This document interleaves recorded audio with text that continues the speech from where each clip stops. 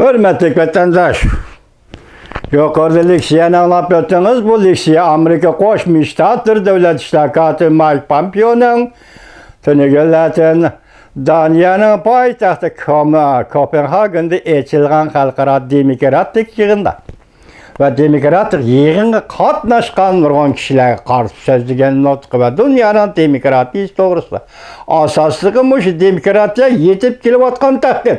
Xitoy Kompartiyasi tarafidan yetib kelayotgan tahdid to'g'risida so'zlagan nutq. Siz ko'rib o'tdingiz vatandosh, hozir har tarafdan mayli iqtisod, üç mesele bo'yicha, masalan, iqtisod, tashviqot, targ'ibot ve şu arkalık Jungo'cu sınıp kiriş. Burullarda Jungo Kompartiyası özü deydi ki, G'arbning sınıp kirişi, Amerika'nın sınıp kirişi deydi bugün. Biz Davlat İştirakatı Mike Pompeo'nun sözlügen nutqı qarasak, hazır Jungo Kompartiyası türlü teşviqat vasıtaları arkalık bulup yalgan sözleş, ko'ngzi, taqvitliği ko'ngzi mektepleri arkalık, yana başka yollar arkalık G'arb dünyası sınıp kirayotganligini, bu Hristiyan Jungo'dan kelayotganligini, sınıp kirish bilan kelayotganligini maqsad faqat bir.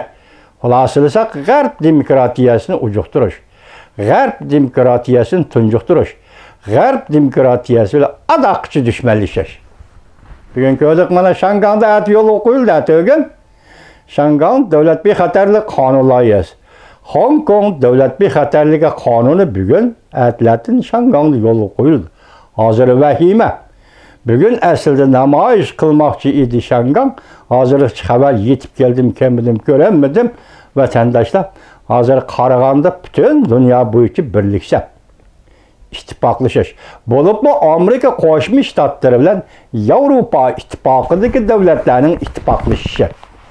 Mushu ittifoqlashish orqali taqobil turadigan bir nuqta Jungo Kompartiyasining Osiyodagi ta'siri emas, hatta bütün dunyoga. Dedi o, bugün o bizning bo'sog'imizda emas. Har qaysi bir shahar poytaxtlar, har qaysi o'lka va rayonlargacha sınıp kirdi Jungo Kompartiyasi. Demek Jungo Kompartiyasini ta'sirini bu rayonlardan tozalash, Jungo Kompartiyasining tahdidiga yoki uning xristilarga qanday harakat qilinish. Burun muzokaralarda bo'ldik, muhokamalarni qildik. Yana davomli Yevropa ittifoqi bilan Amerika Qo'shma Shtatlari o'rtasida bu muhokamani, bu munozarani davamlaştırışımız gerek. Shunda nima dedi? Keskin bo'lishimiz kerak. Keskin harakat qo'llanishimiz kerak. Bu harakatning nima ekanligi ochiq emas, ammo davlat ishlar kotibi Mike Pompeo Jungo'ning xristilarga taqobil turishda keskin harakat bilan birga eng muhimi xalqaro birlikni, xalqaro ittifoqni, xalqaro birlikni, hatta NATO'ga a'zo davlatlarning davlat mudofaa xarajatini ko'paytirishni hammani birdak aytib kel. Nutqida so'zlab kel, vatandoshlarga ko'rsatdik. Sizlar bir nuqtaga diqqat qildinglarmi? Lekchak degan gap og'izdan chiqdi, bu oddiy ish emas. Oddiy gap emas. Jungo Kompartiyasi o'zining atrofidagi davlatlarga lekchakning muomalasini qilyotdi. Bu o'zining atrofidagi davlatlarga emas, hatta bütün dunyoga lekchaklik qilyotdi.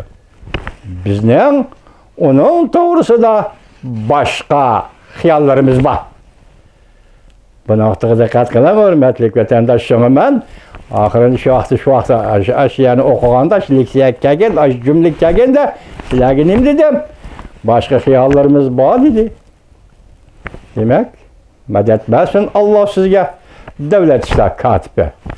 Madad va nusrat ato qilsin sizning xiyollaringizga. Davlat ishlar kotibi Mike Pompeo apar. Hozir xalqaro vaziyatni ko'rib keldingiz. Mushu kunda Daniyaning poytaxti Kopenhagen'da demokratiya to'g'risida yig'in echilayotgan shundaq bir paytda Yevropa ittifoqidagi qaror Yevropa İttifaqı parlamentida ma'qullanishi, Cumhuriyet Kompartiyasini Gaaga xalqaro sudga topshirishi. Tabriklar hurmatli vatandosh. Miloshevich esingizga keldimi? İzzetbegich esingizga keldimi? Miloshevich Kosovoliklarni qanday qirg'in qildi? Kosovolik 6000-7000 qurolli kishini qanday tutib tirik yagi ko'mdi? Buni xalqaro sud, evet, xalqaro suddi, uning jazosini oldi. Ya'ni inson va yot millatni, yot madaniyatni, yot fikrlarni, yot an'anani qirg'in qilish, yo'qotish, yumshoq vositalar bilan qirg'in qilish, yo'qotish. Bu insoniyatga qilingan zo'ravonlik va insoniyat oldida xatolik o'tkazganlik. Bu ishlar deyilib keldi Amerika Qo'shma Shtatlar Davlat Majlisida.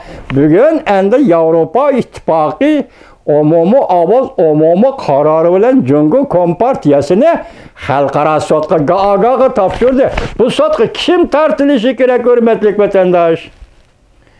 Masalan, Shanghai, Hong Kongda demokratiyani bostirgan kishilar.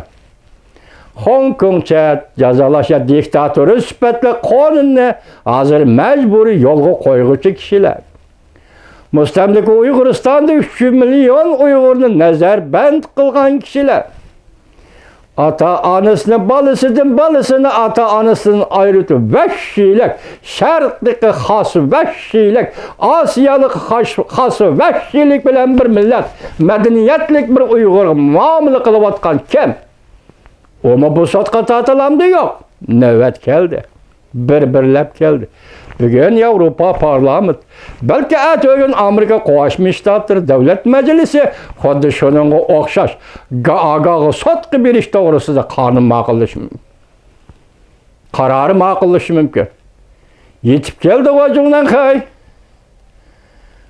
Beşingizga Qaratuman, siz Qaratumanni boshqalarga haydadingiz, Uyg'urga, Tibetga. Endi Qaratuman sizning beshingizga keldi ya. Men boshda dedimga tog' aylanib, bog' aylanib kechkidigan ish yo'q. Jonan hay, Chinchuango apan tayyorligingiz bormi? Sudga tortilgan javob berishga tegishli tayyorligingiz bormi? Qarang, ayni chog'da siz Manjuriya hukumatining oxirgi podshosi Puyini sud qilgan edingiz. Keyin uni o'zingiz qo'yib Chinchuango apandi bugun sizni kim sud qiladi? Siz Abdunum rayonining rais qilib belgiladingiz. Nur Bakrni sud qildingiz. Bugun Chinchuango apandini sizni kim sud qilish kerak? Dunyomi shu? Dünyamı şu, çoğuyup ketmeng, noçup ketmeng. Cumhurga hech kim çekilanmaydı degan xiyalda bulup qalman Cumhuriyet Kompartiyasi. Hergiz bu xiyalda bulup qalman. Mana keldi Yevropa İttifaqı. Qarori ma'qul. Ko'rdingizmi? Davlat islohoti Mike Pompeo'ning so'zlariga diqqat qildim. Har bir jumla tahlil qiling, hurmatli vatandosh. Biz bu yerda ish berolmaydigan nuqtalar, jumlalar bor, ish berolmaydigan nuqtalar, jumlalar bor. Aqlga ishorat, nadonga juvoldiz. O'zingiz bilbiling boshqa taraflarni, hurmatli vatandoshim. Bugungi leksiya kimdan? Amerika Qo'shma Shtatlarining davlat islohoti Mike Pompeo'ning leksiyasi. Nima? Nutqi. O nutqni biz sizlarga bugun tarjima qilib, leksiya qilib so'zildik. Hurmatli vatandoshlar. Yetib kelgan yaxshi kunlar bilan tabriklayman sizlarni vatandoshlar, Uyg'urlarim sizlarni ham.